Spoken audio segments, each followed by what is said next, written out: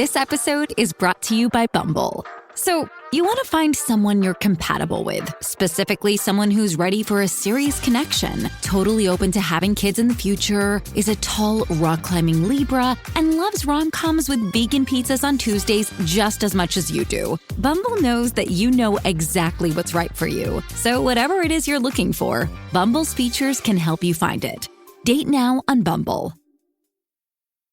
Hey there. Did you know Baker's always gives you savings and rewards on top of our lower than low prices? And when you download the Baker's app, you'll enjoy over $500 in savings every week with digital coupons. And don't forget fuel points to help you save up to $1 per gallon at the pump. Want to save even more? With a Boost membership, you'll get double fuel points and free delivery. So shop and save big at Baker's today. Baker's, fresh for everyone. Savings may vary by state. Restrictions apply. See site for details. Welcome back to Podcast Royal. I'm Jessica. And I'm Rachel. And we've had a lot happen in royal news since we recorded last week. So we are going to catch everyone up to speed. But we do want to start this episode off by acknowledging up top the difficult news that the Princess of Wales shared last Friday. We want to go ahead and send our sincerest and deepest thoughts and prayers to Catherine and her family.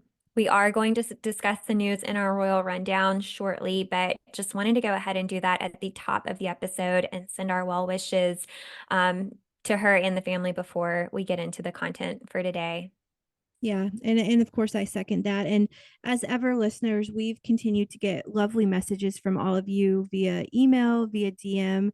Please keep those coming. They really do so much we really do care about these people, meaning the royal family and you, of course, listeners, but it means so much. It's such an uplift to get a nice email or a nice DM from you. And when news slows down, which at this point, who knows when that will be, we will likely read some of them on air, but we're going to stick to obviously the massive news announcement that we have for this episode. Just know, listeners, that we read every single one of them. We try to respond to all of them, and we definitely appreciate them all. Absolutely. Well, let's go ahead and get into the royal rundown today. So first up, we're going to rewind all the way back to really last week when we stopped recording. I remember it wasn't too long after we finished the episode, Rachel, I sent you a quick text about this story. So we had news break, I guess it was last Tuesday evening here, that the Princess of Wales may have been a victim of stolen medical information, or as they say in IT, you've probably heard the term PHI, which is short for private health information. The London clinic where Catherine had her surgery in January initiated an investigation of up to, I think I read 3 of its staff members who may have attempted to access her medical notes. That's what the report said that came out. So if any individual is found to be guilty in this, of course, they could face really serious repercussions, including criminal charges.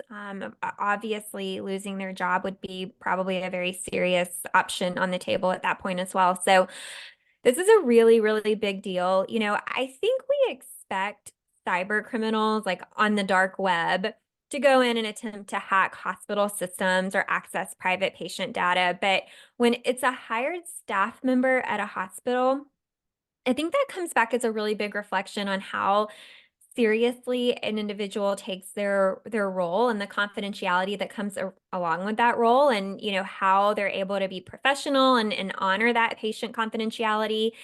So in this particular case, it's not just negligence that we're looking at here. This is really, you know, it's a matter of integrity, and a hospital's reputation really cannot tolerate conduct like that, especially when you're looking at the London clinic or a really high profile hospital.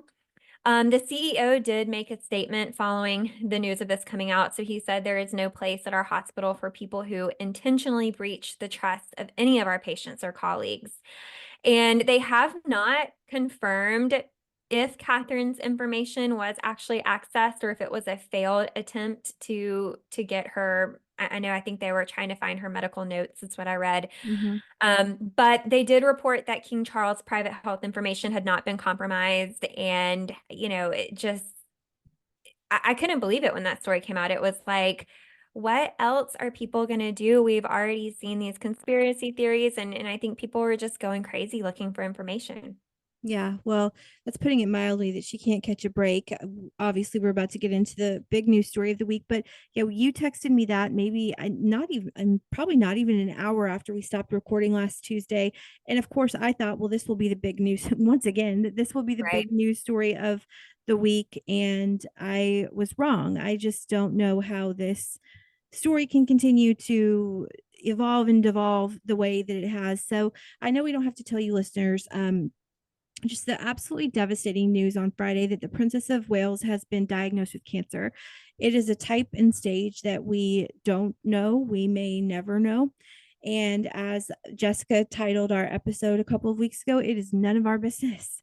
And it has come out since Friday. And Kate's video announcement that Kate actually wrote every word of the speech herself. She did not have speechwriters. She wanted to deliver a speech rather than release a statement so the public could see that she is okay, especially since we haven't really seen her much in a while, since really Christmas Day, and that she intentionally wanted to do this alone on the bench there in the gardens of Windsor Castle without William, to show her strength, that she is strong, that she is resilient. So with that knowledge that Kate took the time to craft this speech herself, even though I'm almost certain, listeners, that you have all seen this video, I want us to give the Princess of Wales the respect of reading her words back to you. So we're both, Jessica and I are going to do this in tandem. So I'm going to start, but these are the words from Kate's video message released at 6 p.m. London time on Friday, announcing her diagnosis of cancer. She said, "I wanted to take this opportunity to say thank you personally for all the wonderful messages of support and for your understanding whilst I have been recovering from surgery. It has been an incredibly tough couple of months for our entire family, but I've had a fantastic medical team who have taken great care of me, for which I'm so grateful." And she goes on to say, in January, I underwent major abdominal surgery in London, and at that time, it was thought that my condition was non-cancerous. The surgery was successful. However, tests after the operation found cancer had been present. My medical team therefore advised that I should undergo a course of preventative chemotherapy, and I am now in the early stages of that treatment. This, of course, came as a huge shock, and William and I have been doing everything we can to process and manage this privately for the sake of our young family. As you can imagine, this has taken time. It has taken me time to recover from major surgery in order to start my treatment. But most importantly, it has taken us time to explain everything to George, Charlotte, and Louis in a way that is appropriate for them and to reassure them that I'm going to be okay.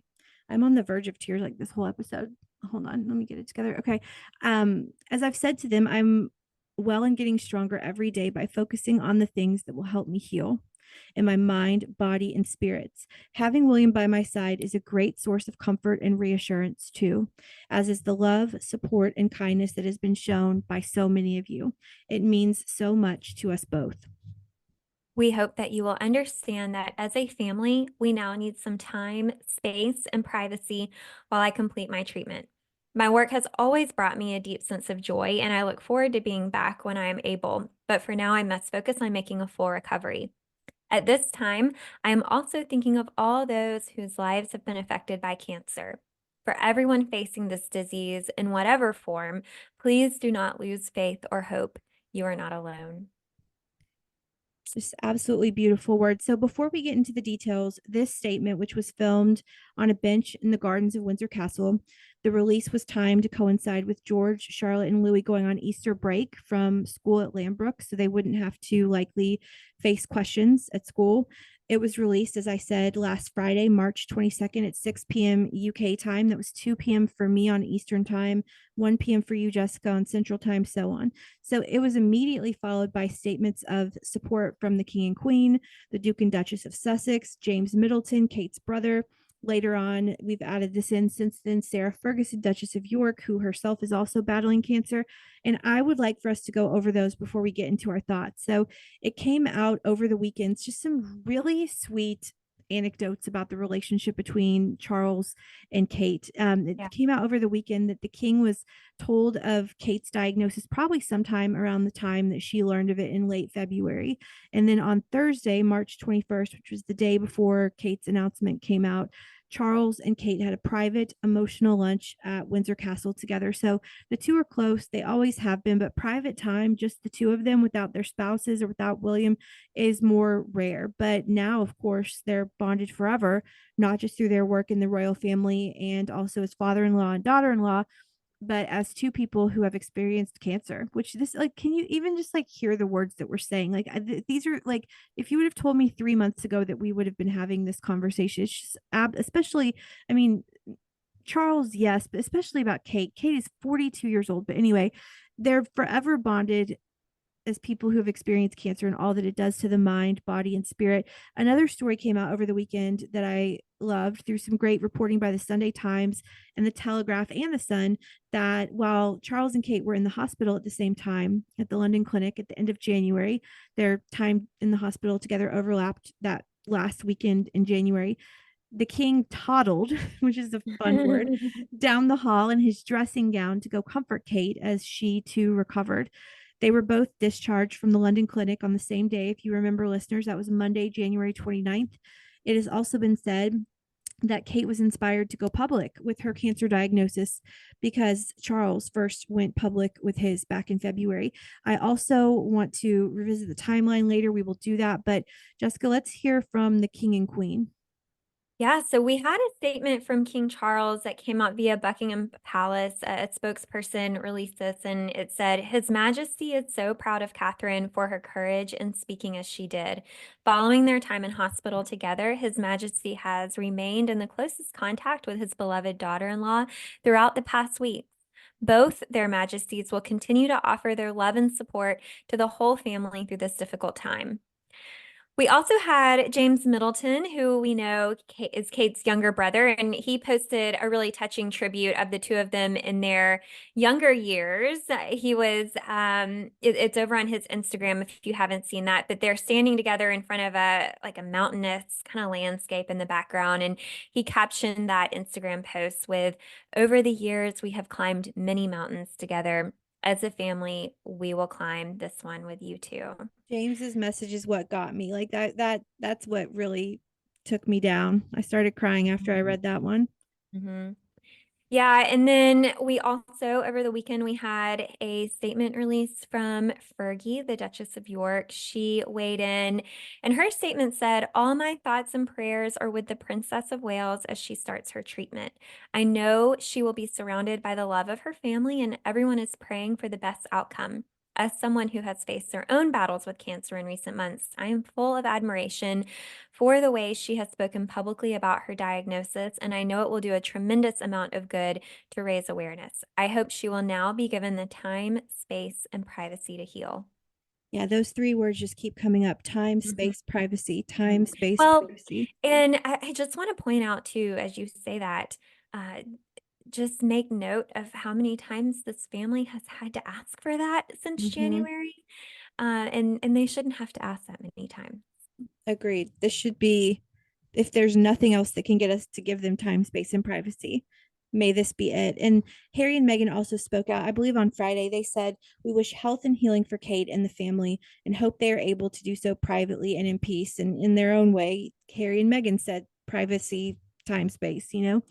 So it's not lost on me how almost eerie it is, how similar Charles and Kate's experiences are and how in tandem it all is. So let's briefly go over the timeline as we have learned some new information surrounding it. So of course, we know on Tuesday, January 16th, Kate had abdominal surgery at the London clinic. News of the surgery was announced the next day, as well as news just 90 minutes later that the king would also spend time at the London clinic that month. He, for a routine procedure for a benign enlarged prostate, his surgery was, or his procedure, surgery, whatever you want to call it, was on January 26th. Both, as we just said, Charles and Kate were discharged from hospital on Monday, January 29th. 1 week exactly later, on Monday, February 5th, the king announced that cancer had been found through the prostate procedure, and that it was, and later the palace said it was not prostate cancer. And the king commenced treatment for cancer on the same day of his announcement, which again was Monday, February 5th. So meanwhile, Kate was recovering at home at Adelaide Cottage, and sometime around the end of February, Tuesday, February 27th-ish, which was the same day that her husband William pulled out of a planned appearance at his godfather King Constantine's memorial service, the Princess of Wales learned that cancer had been detected after her surgery.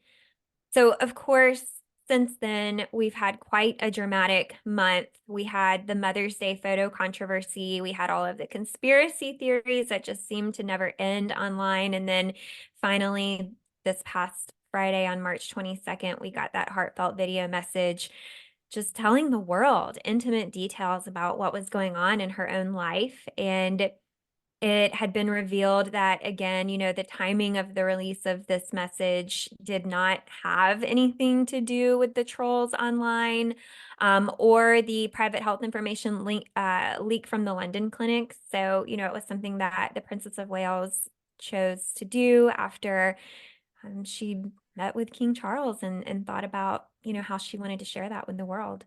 Yeah, I think it's important to note that she wasn't intimidated by the London clinic security breach or by trolls. This was timed around the kids and around their Easter break. And so it just happened as it did, but this was a very conscious decision on the Princess of Wales's part. She wanted to tell the public because this is all coming out from the Times, the Telegraph, all of these reports from people close to her. She wanted to tell the public because she knows she's in a public facing role. Again, she was fastidious about waiting for the kids to be away from school. The kids broke for break on March 22nd. They don't return. I don't think they're back until April 17th. So that's ample time. That's a lot of time to begin processing this as a family. They are out at Anmer Hall in Norfolk, their country home. They will not be attending the St. George's Chapel Easter service on Sunday. The king will. We'll get into that later in the royal rundown. But the Wales family of five will not be at the traditional Easter service on Sunday. They are coping privately as a family right now, as they should.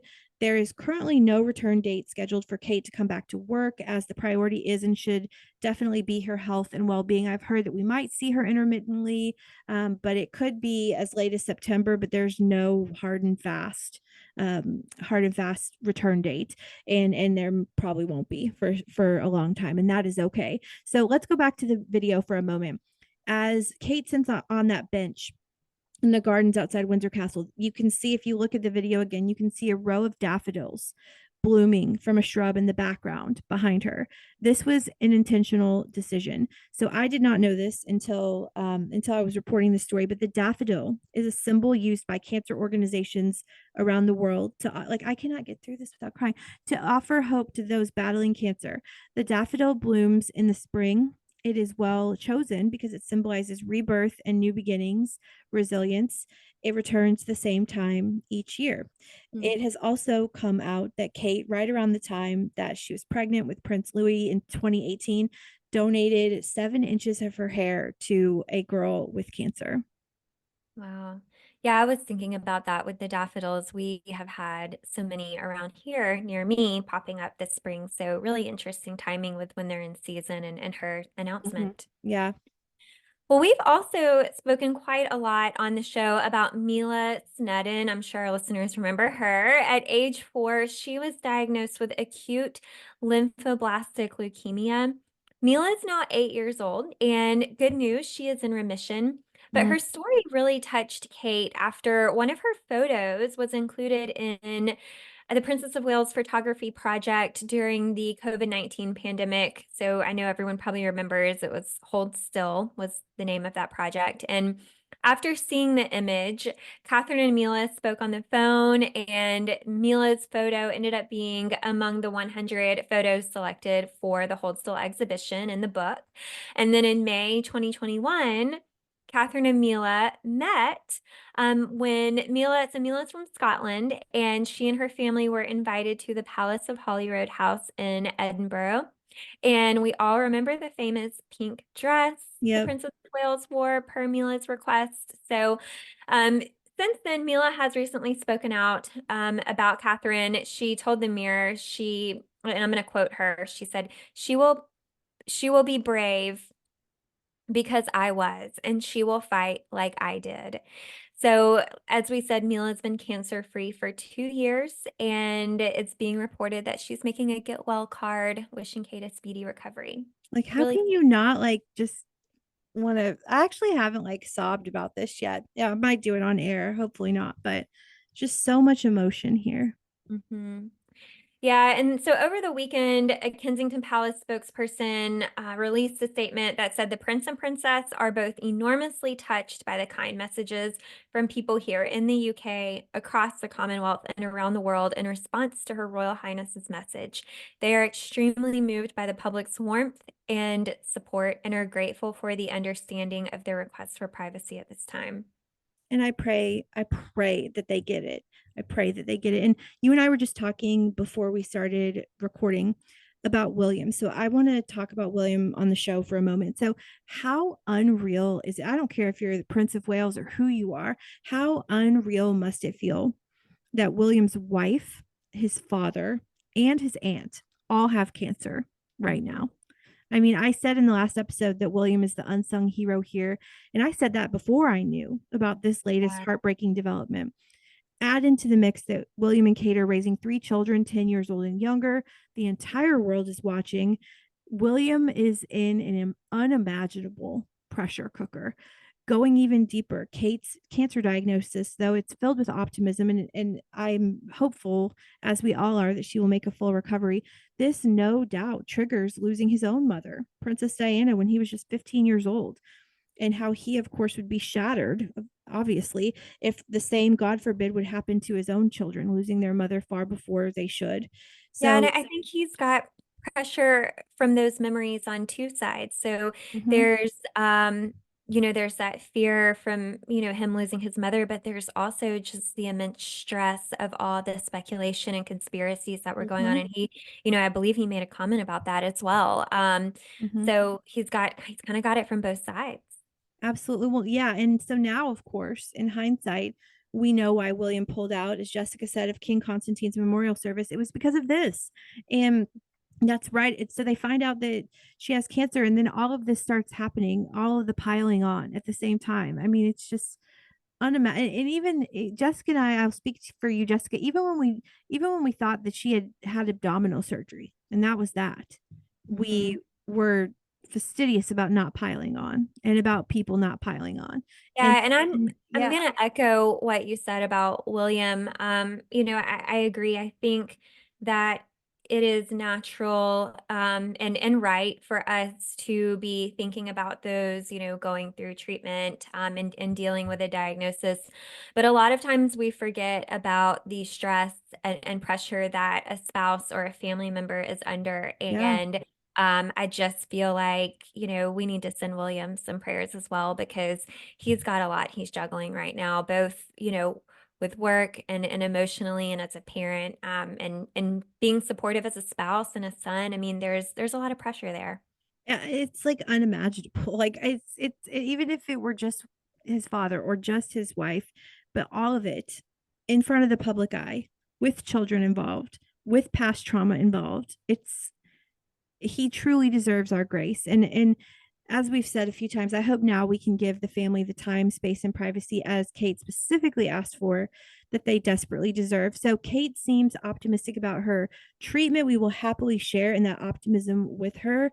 And Jessica, I just keep thinking about Christmas Day, right?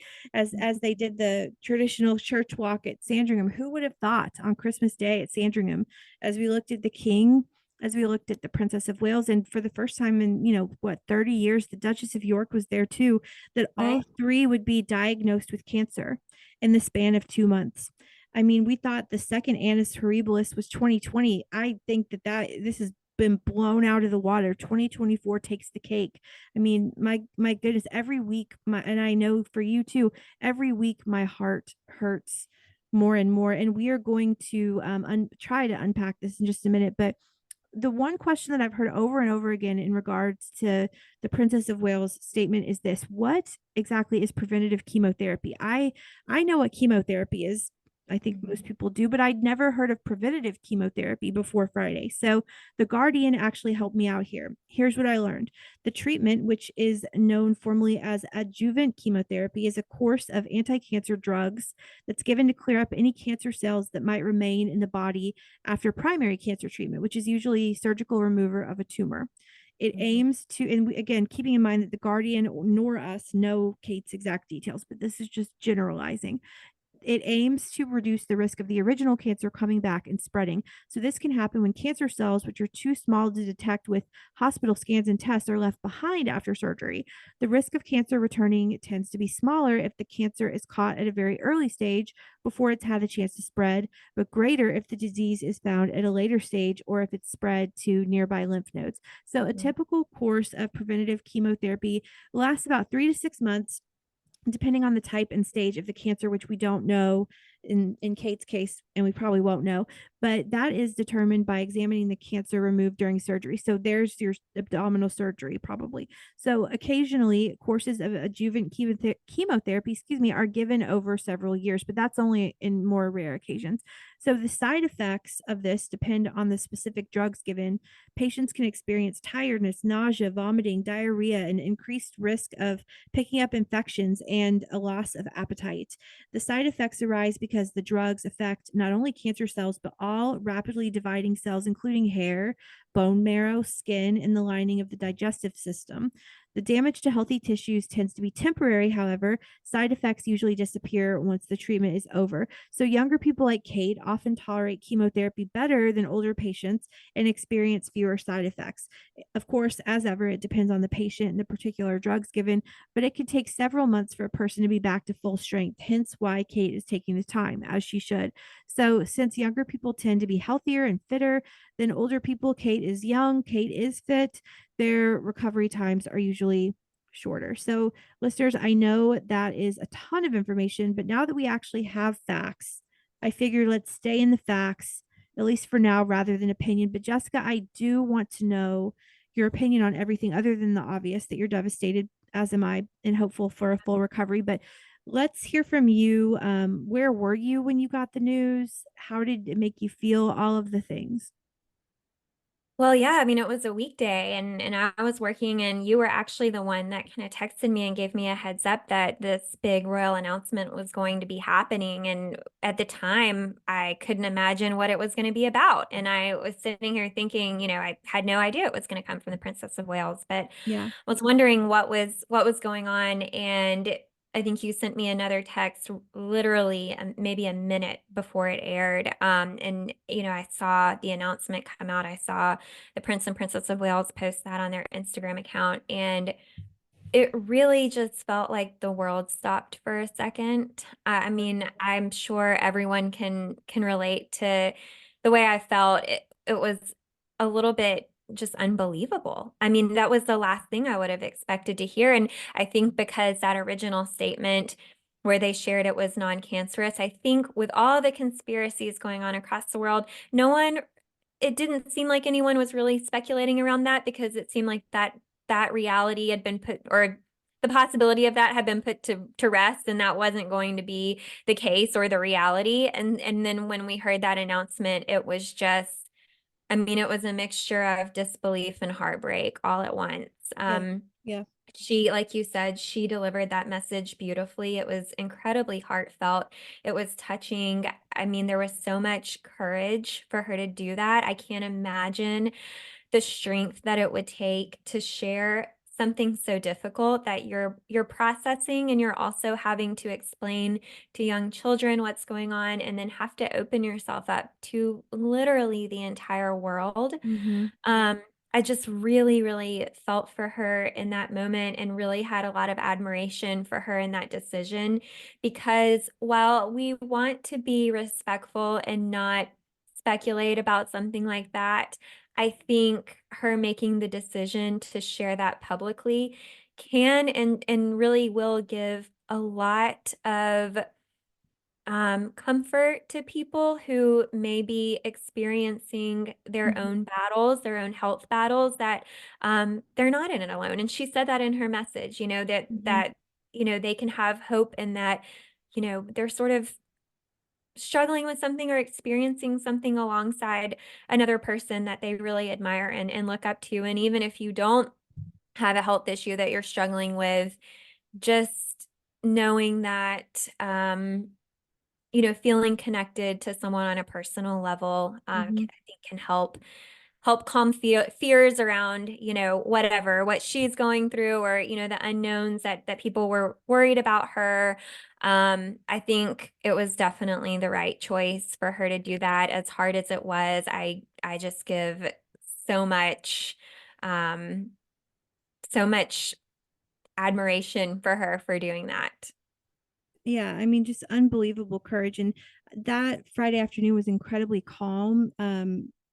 As we said on the show last week, it felt like things had, started to calm down as far as the craziness of the rumors and speculation. And just sitting here working, and about like a little after 1 o'clock Eastern, and I get a call from this producer that I know at CNN, that I've worked with before when the Queen died and when Queen Elizabeth died. And he said, "Hey, I'm hearing that there is going to be a major news announcement today at 6 o'clock London time. Would you be available to come on air?" And I said, "Sure, but can you give me any?" Because as Jessica, as you know, it could be about multiple people. Like like Right. it's not like I was the first person I thought of was the king, actually. And I said, "Well, can you give me any kind of indication of what's going on?" He said, "I don't even know if there is going to be an announcement. We're just hearing buzz that there might be. Can I just put you on standby?" And I said, "Okay, yeah, sure." He had no idea. Then he calls back and he said, "Okay, this is happening. Can I get you to, get on?" And I didn't realize it was with freaking Anderson Cooper. I mean, my gosh, like what an honor. But he said, "Can I get you to hang out in the control room at 1:45?" And if you do the math, the announcement was coming at 6 o'clock London time. That's 2 o'clock here. So I ended up waiting in the control room for a long time. It was fine. They had multiple people that needed to talk before I did. And I ended up not being on with Anderson very long, but I feel like I said what I needed to say. And the crux of that message is that women in the royal who marry into the royal family are treated so poorly. And yes, I recognize that there are people in the world that are treated far worse, but I'm talking in terms of celebrity, which is the area in which I work. In terms of celebrity, there are few people that are treated worse than a woman that marries into the royal family in the celebrity world. And that includes Meghan, and that includes Princess Diana, that includes Fergie, that includes Letitia of Spain, all of them. And I meant what I said. And I think that we can do better in treating each other better, and treating women, whether it's Kate, Meghan, Fergie, Camilla, anyone, Merritt, Maxima, treating all of them better. And I am just completely and utterly stunned at this news. I think that I had a false sense of security that it couldn't get much worse for the royal family. I mean, I had truly no idea. I didn't have a clue really until probably the 1 o'clock hour before the announcement came out at 2. And I Mhm. definitely didn't know that it was going to be Kate delivering the news. And thank God that I had to wait in the control room for so long, because had I been asked to go on air immediately after watching that video, I would have been a total mess. And I kind of was a mess anyway, but I'm just still stunned. I'm still, I think all of us are kind of have whiplash from all of the events of the past 2, 3 months. And I just say kudos to you, to the Princess of Wales, for having the courage to tell us all what's going on. Not in a statement, even a statement would have been sufficient for me, but I totally understand why she decided to do what she did. And Well, yeah, I think her message was so impactful. I almost felt like this collective across the world, everyone kind of went, "What?" And like yeah, paused and yeah. had a real hard look at the last month themselves. Mhm. And it almost feels to me like everyone has collectively gotten really quiet online Yeah, and are absolutely. giving her privacy. And I truly believe and hope that that will continue. But we saw some celebrity apologies come out. We saw, a lot of the chatter online just hush. And, Mhm. I think it was a wake up call for a lot of people. Yeah, I hope it is for all of us a moment of reckoning of how do we engage online? How do we treat each other? Even people that we don't know and will never meet, let alone the ones we do know and have met. You know, how are we treating each other? And I think it was a huge slap in the face for a lot of people, all of us probably. And just continue to be in prayer for her health and hope that they're out at Anmer Hall, just getting away from it all. And by the way, I want to mention here that Kate disclosing her diagnosis has made it a palpable difference. So it drove historic website traffic to Macmillan Cancer Support, which is a leading UK charity for cancer information. On Monday, the Macmillan Cancer Support revealed that there were nearly 100,000 visits from Friday to Sunday, which is a 10% year over year increase, the highest weekend traffic since March 2020, when Wow. of course, the first COVID-19 lockdown hit the UK. A similar spike happened in February, back when King Charles announced his own diagnosis, when the site was visited almost 50,000 times a day. So it's proof that vulnerability makes a difference in many ways. So anything else? I mean, just the one sentence summary is that we're devastated and we pray for healing for all. But anything else to say before we begin to move on about this honestly just devastating announcement from the Princess of Wales? Yeah, I mean, again, just echoing what you said, and we are sending our prayers her way, and just have a lot of respect for her and what she chose to do. Yeah, and so I hope that there will be little to report on with the Princess of Wales in the coming weeks, because I hope that she will take the time to take care of herself, and that we will see her when we see her, and that we send our Mhm. love in the meantime. And I mentioned this briefly a minute ago, but the Wales family of five will not be at the Easter service at St. George's Chapel at Windsor this week. It's Easter this weekend. Jessica, when did that happen? I I just know. can't believe that that it is Easter. That I don't know where the time goes, but it has been confirmed that King Charles and Queen Camilla will be there, which is great news. So we will see them on Sunday, and I'm sure we'll talk about it next week. So, really quick note as we close the royal rundown, or we're not closing the royal rundown, closing this part of the royal rundown rather, about Meghan and American Riviera Orchard. I'm kind of leaning into American Riviera Orchard right now for happiness, honestly. Like I'm super into this because it's bringing me some levity and some happiness in the midst of the tumult. But so I think this is super interesting. This just came out today. So she has added more items to the list of trademarks she's applying for. She applied for a lot the first go round, but the updated application has a new batch. This new batch includes, I think this is so interesting, cosmetics, candles, a fragrance, a whole host of other beauty products like soaps, creams, bath oils, gels, salts. There are a ton of linen type products. There are paper products like stationery and envelopes and the like. There's even outdoor furniture. And Jessica, for the dog, and I love dogs too, but not like Jessica, there are beds and pillows for household pets. So you can buy a pillow and a bed for a dog, so, or a cat, or whoever you have in your house.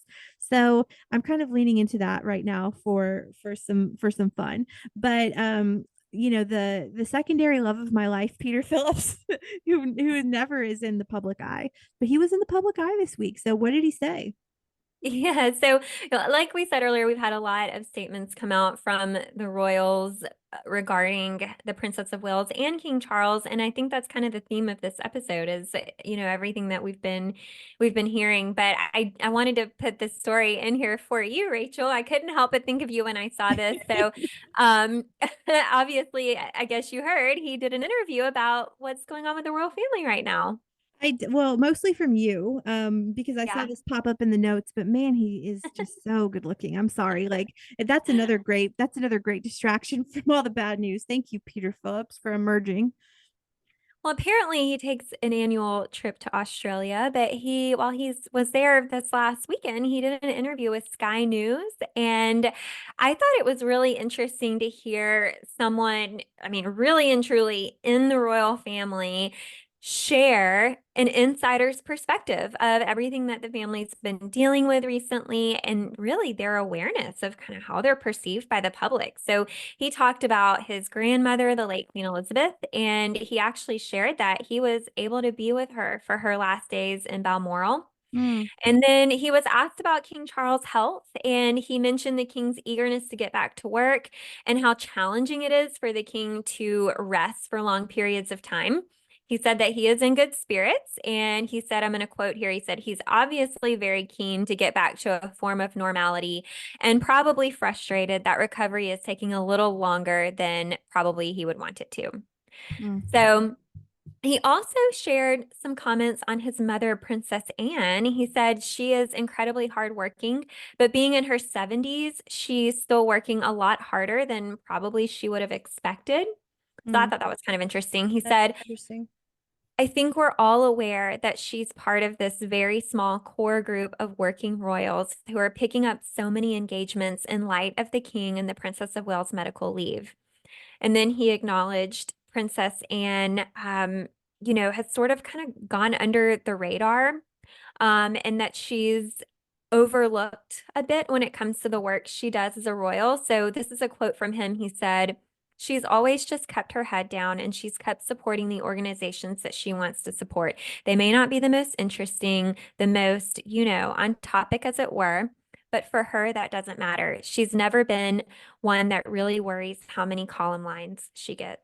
Mm. So, That's why we love you, Princess Anne. We love you for that. yeah, and we talk about that too, about how she doesn't always get noticed in the headlines. But one more thing I do want to mention is he did also talk about the Princess of Wales. He said that William and Catherine make a fantastic team.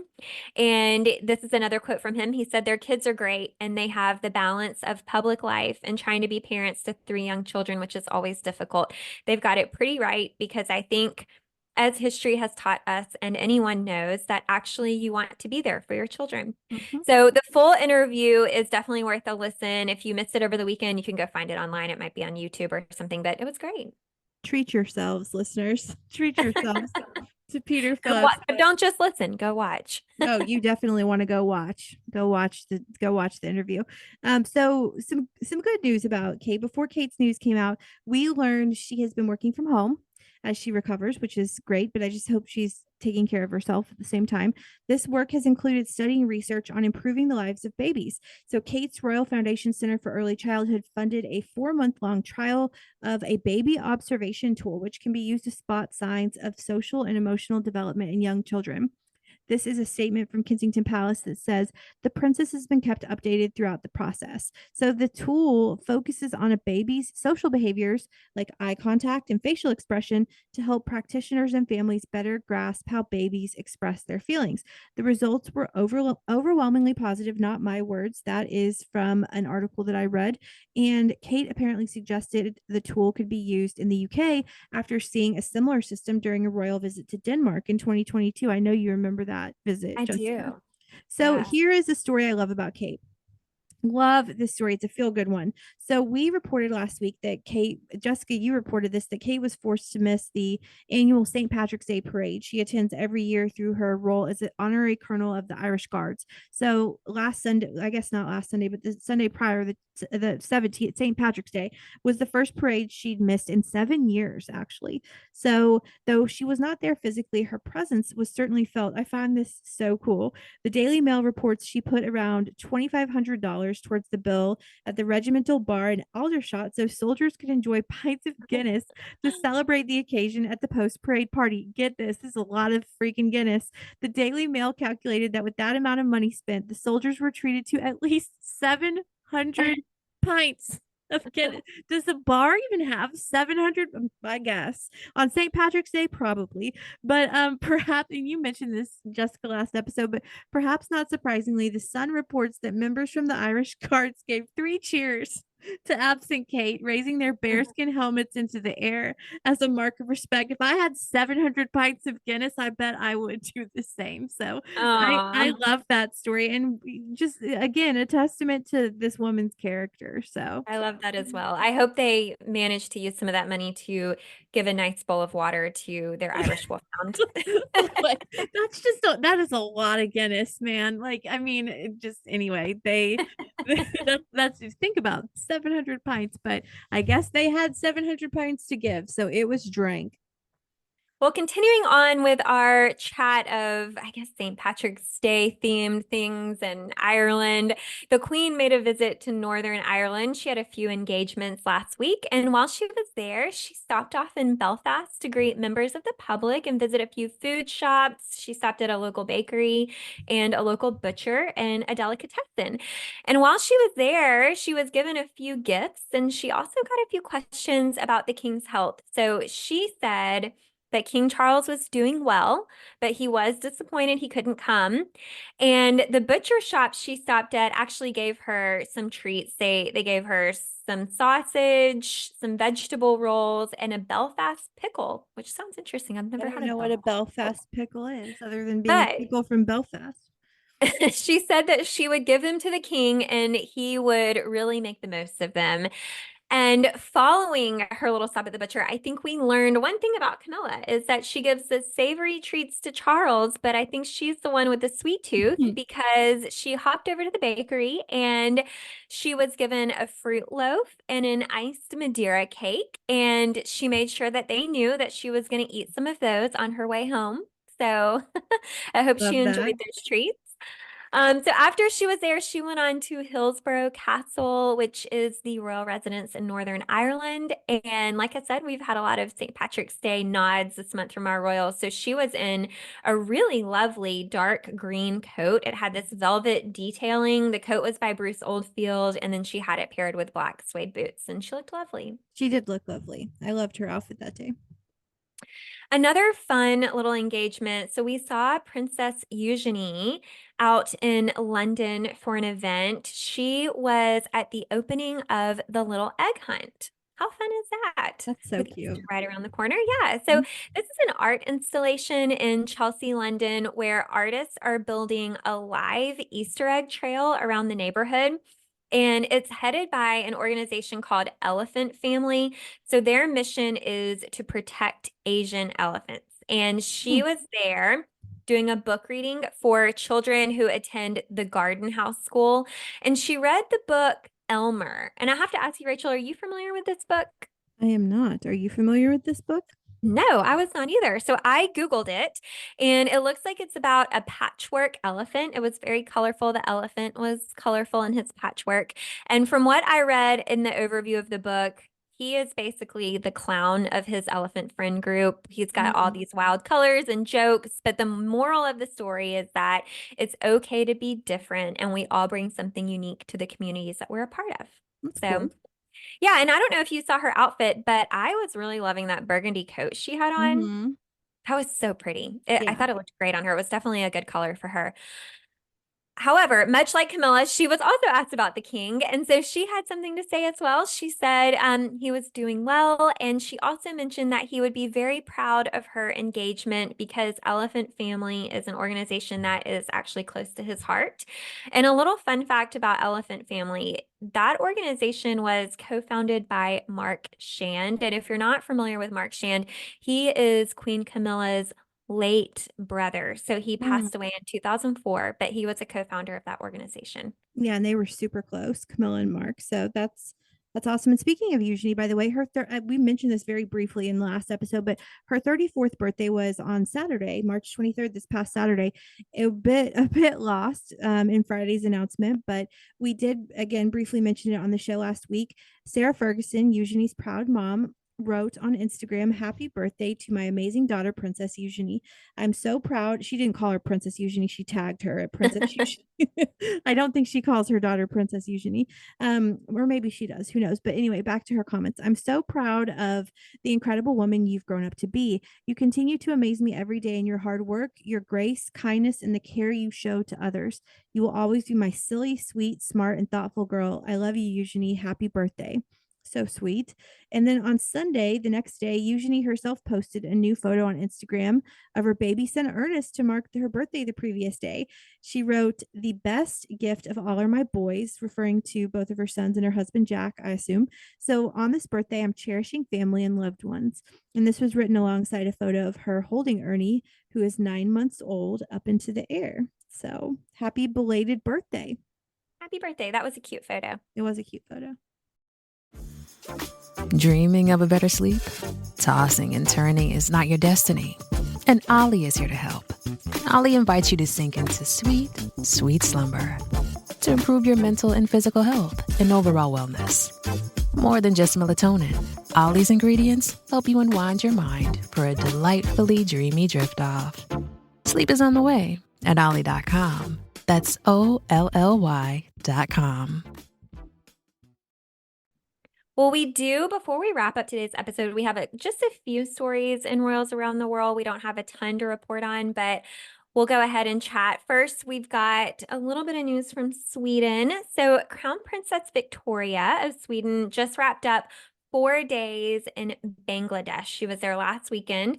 And she was there in her role as Goodwill Ambassador for the UN Development Program. So while on her visit, she learned about a project between the UN Development Program and a local community to improve access to clean water. And then this is really kind of fun. She visited Asian University for Women. And while there, she had the opportunity to unveil a portrait of herself.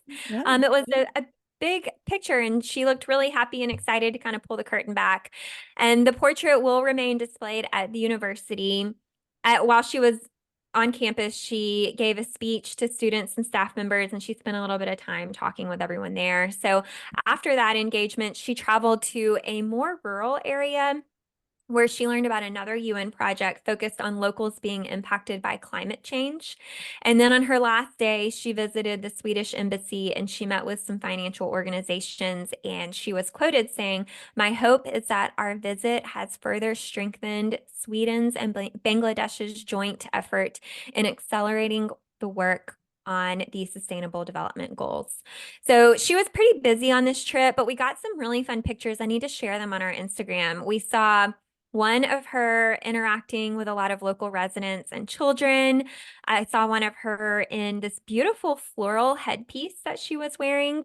And then I saw a picture of her holding a fish, like a live fish, and then Oh. another one holding the cutest little baby goat. I mean, Aw. she looked so comfortable holding this little goat. It's like, I wonder if she has experience on a farm or something. I don't know. I don't really know if the Swedish royal family does like country like Sandringham or whatever, but who knows? Yeah, I mean, he was sitting up and had his little mouth open, and she was just holding him. He was very cute. So I'll share that. And then one more note on this: it was her first mission in her role with the UN Development Program. So Awesome. yeah, That's looks cool. like fun. Cool. Well, let's have a little fun in Monaco before we close the Royals around the world, shall we? So, in Monte Carlo this past weekend, Christian Louboutin threw, as Tatler put it, a shimmering charity party for the stars and the glitziest and grandest occasion in Europe. Whoa, that's a pretty high Wow. billing. So, Princess Charlene was there. I don't think she wasn't at this event last year. She doesn't often attend this event, so it was cool to see her there. But she wore a stunning silver pink Elie Saab jumpsuit. It's perfectly on theme, as this year's Rose Ball was Disco Ball de la Rose Monaco. Even disco legend Gloria Gaynor was there. She performed "I Will Survive" and "Never Can Say Goodbye." Love that. So the Rose Ball happens every year. It was established by Princess Grace of Monaco, and the event now raises money for her charitable foundation following her death in a car accident in 1982. So the Rose Ball is actually named after Princess Grace's favorite flower, the rose. And the Princess Grace Foundation helps raise money for the next generation of performers to get their start in the arts, which of course honors Grace. I don't think that this is going to be news to any of you listeners, but Princess Grace was Grace Kelly, the Academy Award winning actress, before she married into Monaco's royal family. But this honors Grace's, of course, successful career in Hollywood. So at the Rose Ball every year, around 800 guests are typically invited.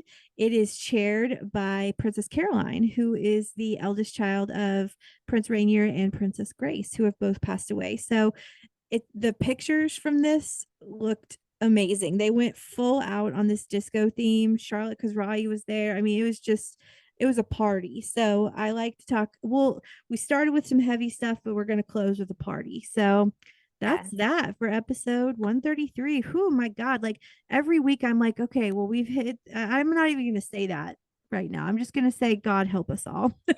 and, just continued prayers for all who have cancer, but especially the three in the royal family who are close to our heart. Absolutely. Well, thank you so much to everyone for hanging out with us again for another episode of Podcast Royal. And don't stop here. Continue on and join us on Instagram. You can find us at Podcast Royal over there. Like Rachel said at the beginning of the episode, we have been overwhelmed with the DMs and the emails. We've tried to get back to everyone. Hopefully we didn't miss anyone, but you can always catch us through DM or email. If you do want to send us an email, that address is hellopodcastroyal@gmail.com. And we always appreciate the 5-star ratings and the nice reviews. So please take time to do that over on Apple Podcast. And thank you again for tuning into episode 133 of Podcast Royal. Bye. Bye.